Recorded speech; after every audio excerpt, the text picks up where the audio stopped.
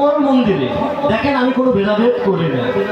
আমি যতদূর একজন কৃষক অতি সাধারণ গজালিয়া আমি বলি, এই গজালিয়ায় যদি কোনো নিম্ন শ্রেণীর লোক থাকে বা গরিব মানুষ থাকে, আমি মনে করি আমার ফ্যামিলিটা অনেক গরিব।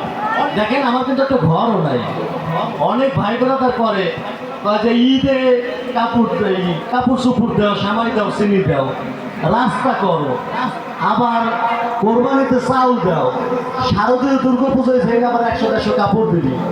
বিশ্বাস করে আপনাদের সাক্ষী মন্দিরে রেখে বলছি, আমি কোন অবস্থায় আছি আমার আশেপাশের লোকজন জানে, যারা সবাই মোটামুটি জানে।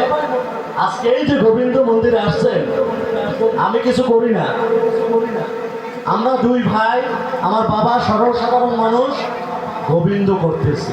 আমি সামান্য একটা এনজিওতে চাকরি করি, কিন্তু আমার কথা হয় কিন্তু গোবিন্দর সাথে। বিশ্বাস করেন কিনা, এখানে অনেক লোক জানছে, সকাল দুপুর সন্ধ্যা আমার যদি চাকরি নাও থাকে, তাদের অনুমতি নিয়েছে যে আমার 3-15 মিনিট সময় দেওয়া লাগবে।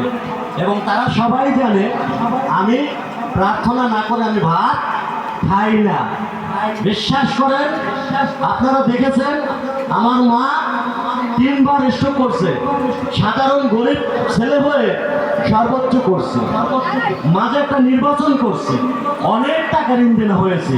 আপনাদের আশীর্বাদ, গোবিন্দর কৃপায় হিন্দু, মুসলমান, বৌদ্ধ, খ্রিস্টান, এগো যে কি আশীর্বাদ আমি বলবো।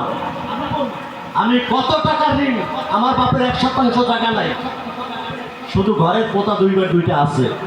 আমার বাবাকে আমি আন্তরিকভাবে ধন্যবাদ দিই। আমার মার আশীর্বাদে, আপনাদের আশীর্বাদে আজকে দেখেন অনেক অনেক বড় চাকরি করে, অনেক অনেকভাবে আছে। আজকে দেখেন অনেকে বলছে আমি এলাকায় থাকতে পারবো না,